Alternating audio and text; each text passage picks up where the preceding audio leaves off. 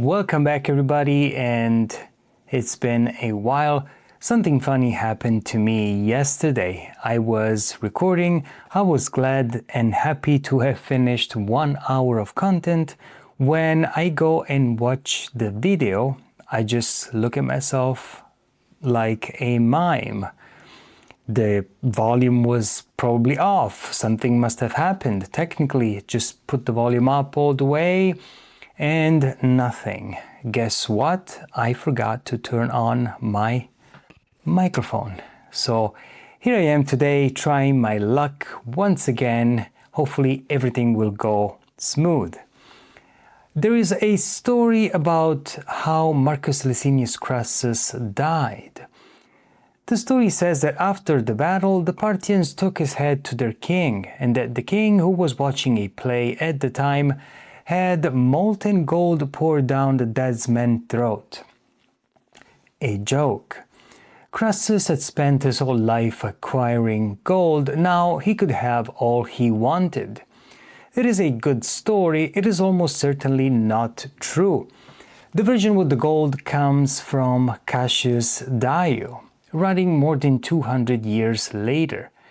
It has the clean, satisfying shape of a model, which is exactly the shape real events almost never have. The earlier account from Plutarch says nothing about it. But hold on to the image anyway, because it tells you what the Romans decided this disaster meant. They decided it was a story about greed. A rich man went looking for more, and the desert took everything, including his head. That is the legend. The truth is more interesting and worse. In the spring of 53 BC, a Roman army of some 40,000 men crossed the Euphrates and marched into the open country of Mesopotamia. It was one of the largest Roman expeditions yet sent into the Eastern world. It was commanded by the richest man in the Republic, a man who had crushed Spartacus' revolt. A man who held 1/3 of the most powerful political alliance in the world. Within days, roughly 20,000 of those men were dead. 10,000 more were prisoners, marched off to the far edge of the Parthian Empire, never to return. The legendary eagles were lost. The commander was killed during a negotiation he did not want to attend. And the man who did all this to him, one of the very few commanders in history to destroy a Roman consular army with cavalry alone, was executed by his own king within the year for winning too well. So let's go back and watch it happen. I am Benito, and this is the Jacked Historian channel.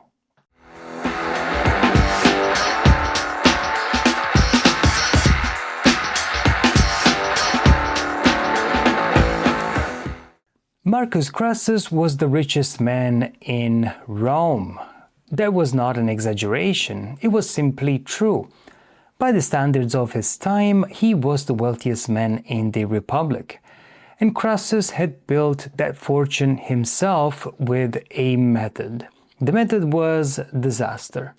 After Sulla won the civil wars, he published the proscription lists.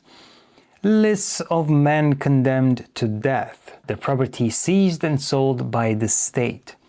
Crassus bought. He bought the estates of murdered men at prices set by fear. One story said he even added a name to the lists himself, simply because he wanted the men's property. Maybe that was slander, but his contemporaries found it believable, and that tells us something. Crassus had other methods. Rome had no public fire brigade. It was a city of timber, tenements, and narrow streets, and he burned all the time. Crassus owned his own fire brigade, and with 500 trained men. When a building caught fire, his agents arrived first. They offered to buy it, and often the buildings beside it as well, right there on the spot. The price dropped as the flames rose. If the owner sold, Crassus' men put out the fire. If he refused, they let it burn. In this way, Crassus acquired a large part of Rome. This was Crassus, patient, methodical, and free of the vanity that wastes money. He once said no man will call himself rich unless he could pay for an army from his own pocket. Crassus could, and he had. But money was not the currency he lacked. In 71 BC, Crassus was given the command against Spartacus. The slave revolt Rome had failed to contain and was embarrassed to be fighting at all. Two consular armies had already been beaten. Crassus won. He rebuilt the shattered legions. He restored discipline through the old brutality of decimation. Now, decimation was a Roman discipline at its most brutal. 1 soldier in every 10, chosen by lot, killed by his own comrades. Crassus used this punishment to remind his army that fear of their commander had to be greater than fear of the enemy. He drove Spartacus into the south, trapped him, and destroyed him.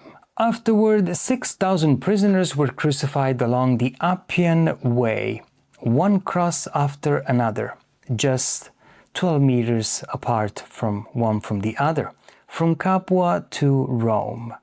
It was a complete victory. He received almost no credit for it.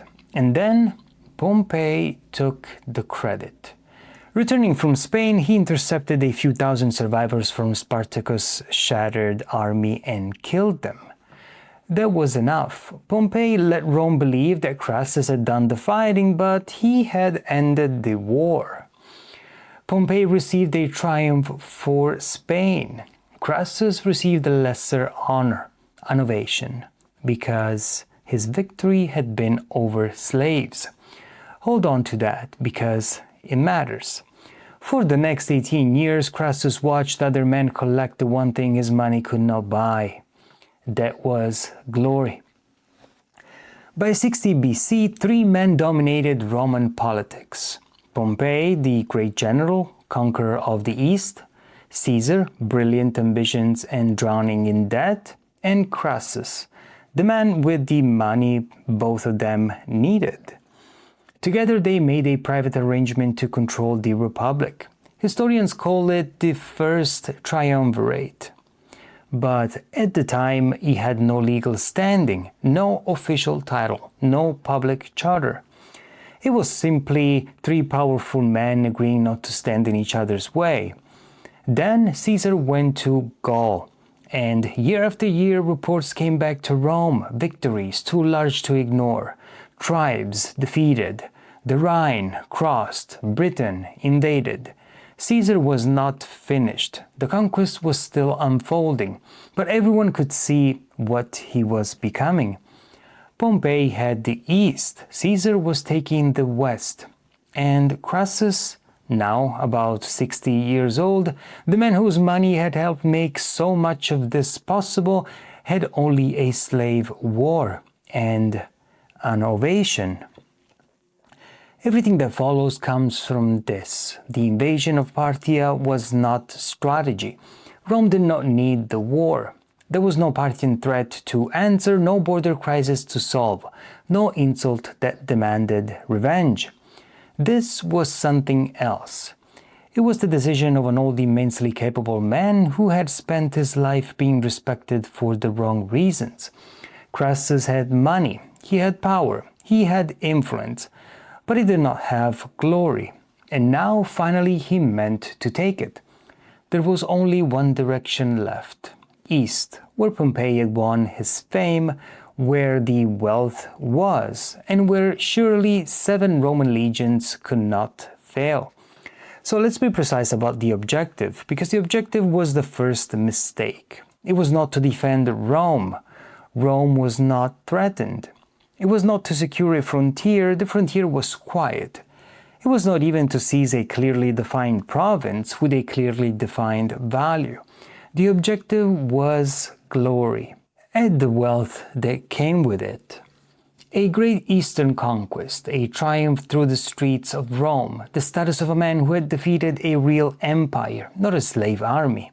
This is rare. Most disasters in this series begin with a reasonable goal and a flawed plan. Carrhae begins earlier than that, with the goal itself. The war was the mistake. Everything that followed, every tactical decision, every failure in the field came downstream from a strategic choice that should never have been made. Made by a man who did not need the war, against a people who had done nothing that required one. Parthia in 53 BC was a vast and sophisticated Iranian empire, stretching from the Euphrates deep into Asia. It was not Rome's enemy. There had been contacts, there had been some friction, there had been diplomacy, but there had been no war, and no insult that required one. When Crassus crossed the river, he was the aggressor, completely and unambiguously. And he expected it to be easy. He expected to fight the way Rome had fought so many wars before. Heavy infantry against whatever the enemy could put in the field. The legion grinding forward. The slow professional machine that had beaten Carthage, Macedon, and Gaul. Crassus had 7 legions, several thousand cavalry, and supporting light troops, roughly 40,000 men. He also had his son Publius, who had served brilliantly under Caesar in Gaul and who brought with him 1,000 Gallic horsemen. Crassus had numbers, he had experience, he had Roman confidence. What he did not have was an accurate picture of what he was marching into. And on ground like that, that was the only thing that mattered. So what was Crassus' plan? He crossed the Euphrates twice. The first time was in 54 BC. He took several Greek cities in Mesopotamia, placed garrisons there, and then made his first real mistake. He left. Crassus pulled back across the river to winter in Syria, leaving small Roman garrisons scattered in hostile territory. Worse, he gave the Parthians an entire season to understand what was coming and prepare for it. He spent the winter the way you would expect Crassus to spend it. He raised money. He stripped the temple treasury at Hierapolis. According to Josephus, he also plundered the great temple at Jerusalem, taking gold that even Pompey had left untouched. His army had not yet fought a great battle, and already Crassus was counting the profits. In the spring of 53 BC, he crossed the Euphrates again, and now came the real decision, the one on which the entire campaign would turn. There had even been a better way in, and he had already refused it. King Artavasdes of Armenia had urged Crassus to invade through the Armenian highlands, where the Parthian cavalry would be constrained by terrain, and where Armenian troops could reinforce him. Crassus declined. He wanted the direct road to the wealth of Mesopotamia, not a march through the mountains. That left 2 routes, both through Mesopotamia. The first was to follow the Euphrates River, to keep the great river on his right flank the entire way. This was the cautious road. The river protected one side from cavalry. It guaranteed water. It led eventually toward the Parthian heartland, but slowly on ground of his own choosing. His quaestor, a young officer named Gaius Cassius Longinus, and yes, this is the same Cassius who 9 years later would put a knife into Julius Caesar. Cassius argued for the river. Stay near the water, stay near the hills. Do not give the enemy open ground. The second route cut away from the river and struck directly across the open plain toward the city of Carrhae and the interior. It was a faster route, but it also meant that it was flat, dry, and exposed country, open steppe, exactly the kind of ground on which cavalry could choose the terms of a battle. Crassus chose the latter. He took the second route. He took it because a man told him to. The man was an Arab chieftain. Plutarch calls him Ariamnes. Other sources suggest a local ruler from Osroene. The accounts may have blurred two men into one. We cannot be certain who he was, but we can be certain of what he did.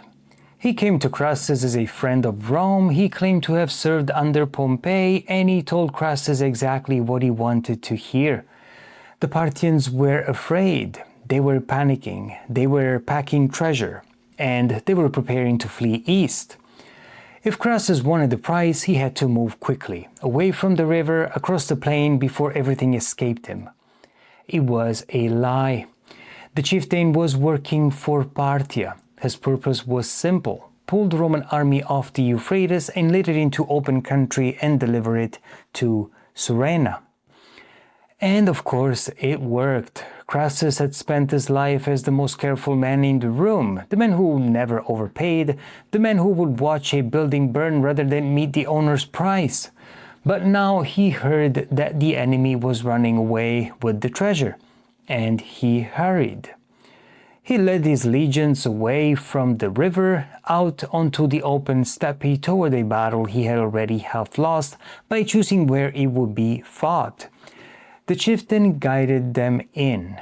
And once the Romans were committed, far from water, far from safety, exposed on open ground, he rode away, back to the Parthians.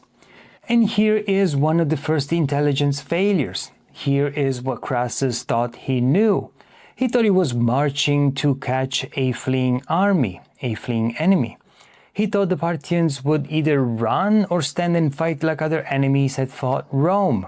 And if they stood, his legions could just win, because legions always won. He knew the Parthians used horse archers, but he thought of them as a nuisance, a screen, harassing cavalry, the kind of enemy heavy infantry could endure and then destroy once it got close. And he thought, above all, the thing that every army facing horse archers had always thought, that they would run out of arrows. This is the assumption that destroys him. So let's be exact about it. A horse archer carries only what he can carry. The standard answer to mounted archery for the whole of military history up to this point is patience. What do? You shield up, you absorb the barrage, you accept the casualties, and you wait, because the quivers, sooner or later, will empty. Then when the arrows stop, you advance and you win. The Roman plan, to whatever extent there was a plan, rested entirely on this: endure the storm. The storm ends. What Crassus did not know, what nobody had told him, because the whole point of the march into open country was that nobody would, was that Surenna had brought camels.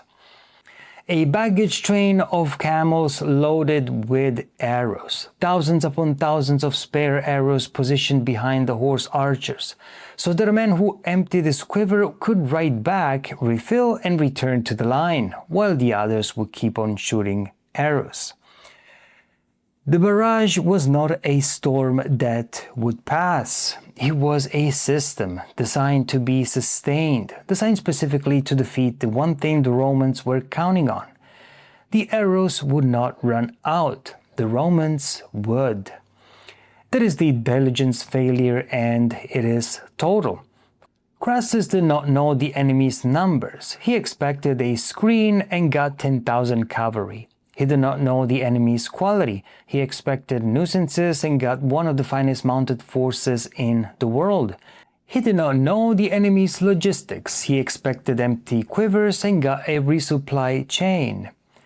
And he did not know the enemy's commander, a man he had, as far as we can tell, simply never heard of.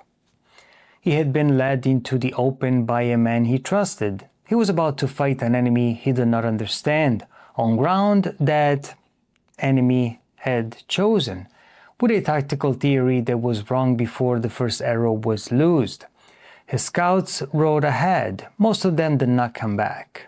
The ones who did come back at speed reported a large force approaching. And then, across the heat shimmer of the plain, the Romans began to hear a sound they did not recognize. Not trumpets, drums. Hundreds of kettle drums, hollow strung with bronze bells. A deep rolling noise that came from everywhere at once and seemed designed because it was designed to unsettle men who could not yet see what was making it. What was the command failure here? Crassus had formed his army into a hollow square. This was not in itself a foolish decision, it was the textbook answer to encirclement. He drew the legions up with cohorts facing outward on all four sides, just like a square. A solid wall of shields in every direction, with the cavalry, the light troops, and the baggage protected inside. Cassius commanded one wing, Publius commanded another. Crassus held the center. Whatever else you say about the formation, it meant the Parthians could not get behind them. There was no behind. But a hollow square solves one problem by creating another. It cannot move fast, and it cannot make an enemy fight. Against infantry, that has to close with you. That is fine. Against cavalry, that never closes. That circles and shoots and rides away and circles again. A hollow square is not a fortress. It is a target. A large, dense, stationary target. Every man inside is within range and no way to reach the men doing the shooting. The Parthians came on. First, Surena revealed the cataphracts. His heavy cavalrymen and horses both encased in armor. He had covered their armor with cloth and hides, and when they dropped the coverings, all at once the whole line blazed in the sun. The Romans braced for the charge. It never came.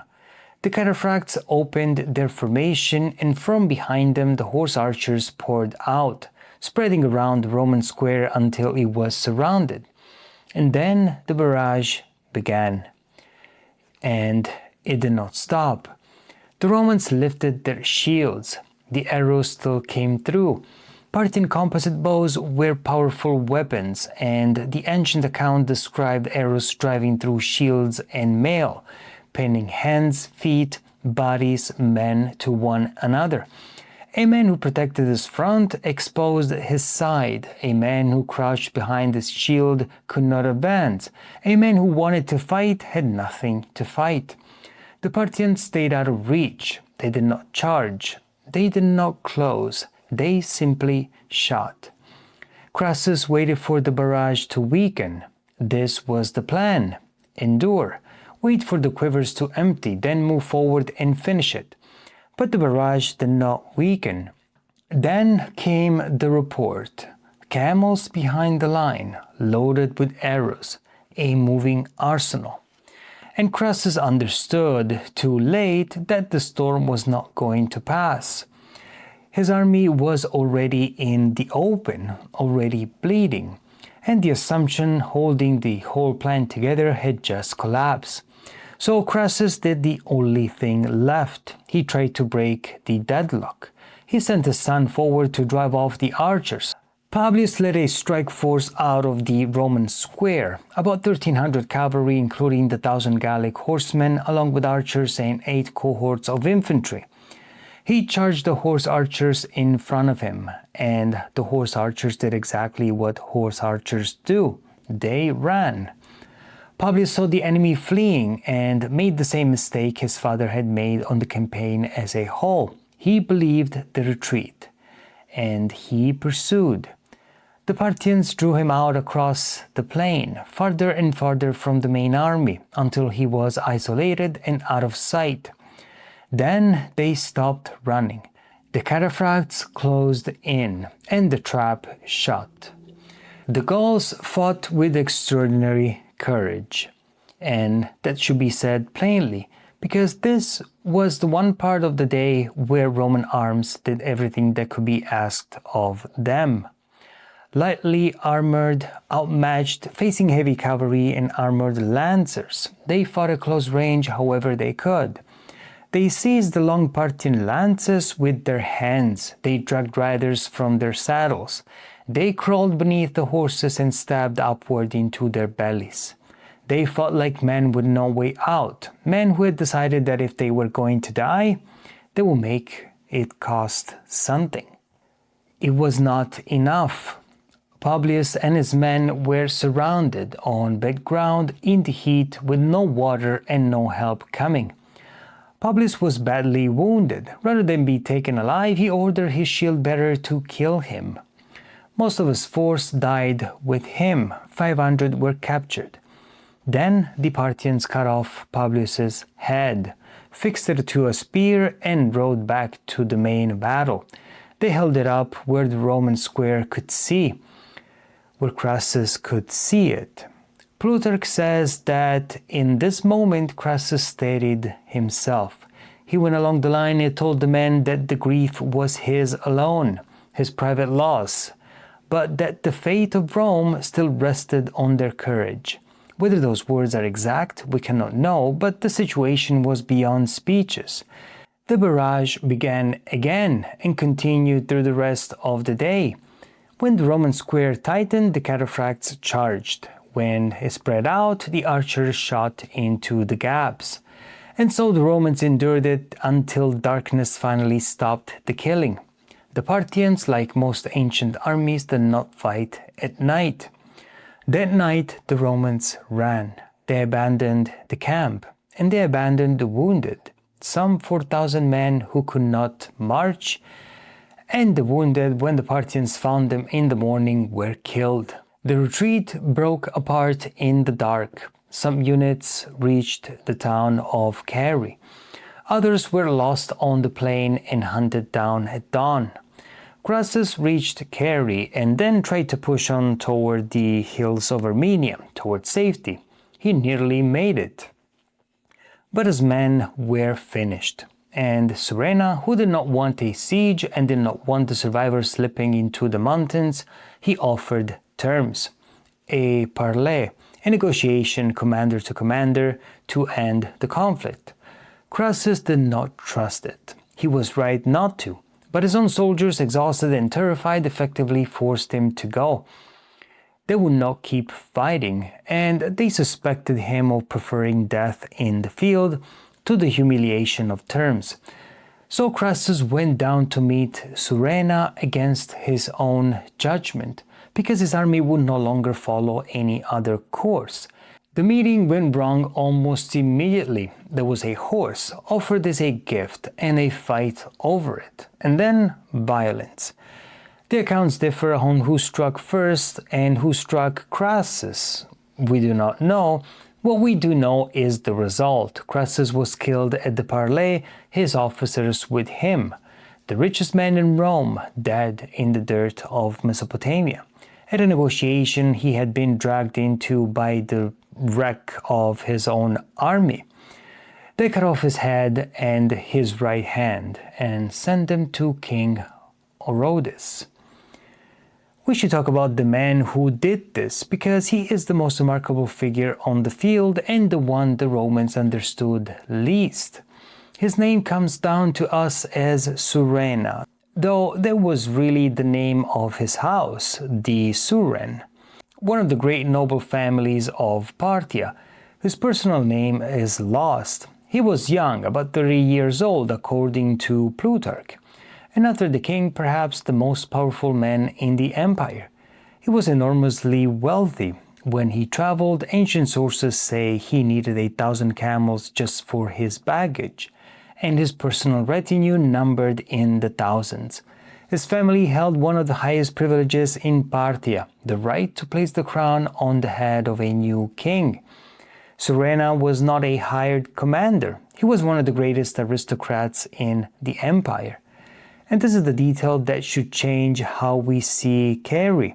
Surena was not commanding the main Parthian army.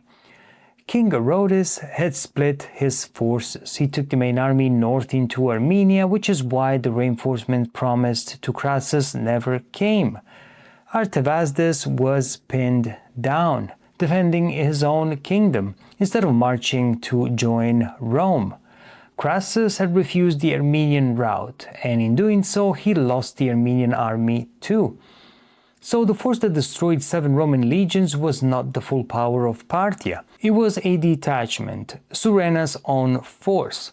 His household cavalry, his followers, and the men he could raise. Perhaps 10,000 horse in all, 9,000 horse archers, 8,000 cataphracts, and almost no infantry in the battle line. With that, Surena destroyed an army of roughly 40,000 Romans. He did it with cavalry, with supply, with timing, and with patience. And as far as the sources tell us, his line was never seriously broken, because Surena understood the battle better than Crassus did. He understood his own army, and he understood Rome. He knew the Roman strength was the close fight, the grinding infantry battle, so he never gave them one. He knew the Roman weakness was open ground, so he pulled them onto the plain. He knew the Romans were counting on the arrows to run out, so he brought the camel train and made sure they didn't. He knew heavy infantry in a defensive square could not force a battle. So he simply refused to be caught. He stayed away, he shot, and he waited. The cataphracts and the horse archers were not two separate weapons. They were one system. The archers pinned the Romans in place and wore them down. If the Romans bunched together under the arrows, the cataphracts charged the dense static mass. If the Romans spread out to avoid the lances, the arrows found the gaps. Tighten or spread out, both choices killed you, and the Parthians let the Romans choose which way it happened. By then there was no real path to victory. Surena built a tactical machine with no losing branch. And from this kind of warfare may come a phrase that still survives in English today. The Parthian horse archer could turn in the saddle at full gallop and fire backward over the horse's tail, shooting at the enemy while appearing to flee. This was the Parthian Shot, often linked to our phrase Parthian Shot, though the etymology is uncertain. But the older image is clear enough. The final wound delivered while seeming to withdraw, the tactic that drew Publius Crassus out onto the plain and killed him there. What was the final reckoning? Let's count the cost, and then let's follow it forward, because Carrhae was one of those battles whose consequences were larger than the battle itself. Of the roughly 40,000 men who marched with Crassus, about 20,000 were killed. Another 10,000 were taken prisoner and marched far to the northeast of the Parthian Empire, to Marjana near Merv, more than 8,000 miles from home. They did not come back. Roughly 10,000 escaped, most under Cassius, who held the survivors together, brought them back across the river, and organized the defense of Syria. Cassius, the man who had told Crassus to stay by the river, he had been right, and surviving did not make that easier. 9 years later, he would help kill the man who rose highest in the world Carrhae helped create, Julius Caesar. The eagles were lost. The legendary standards, sacred objects of the Roman legions, were taken by Parthia. To Rome, this was the deepest wound, not because it hurt more than the dead, but because it lasted longer. The dead could be buried, the shame could not. It took 33 years to get the eagles back. In 20 BC, under Augustus, they were returned through diplomacy, with Tiberius acting as Rome's hand in the negotiation, not by conquest, by agreement. And Augustus treated their recovery as one of the greatest achievements of his reign. He even put it on coins. He carved it into the imagery of his rule. That is how much Carrhae cost Rome in standing. Recovering the lost eagles a generation later without a battle was worth presenting as a triumph, but the larger consequence was political.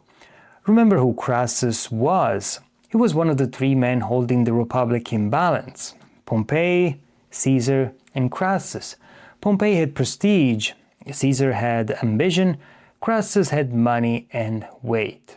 He was the counterweight between the other two, the men whose presence helped keep Pompey and Caesar from each other's throats.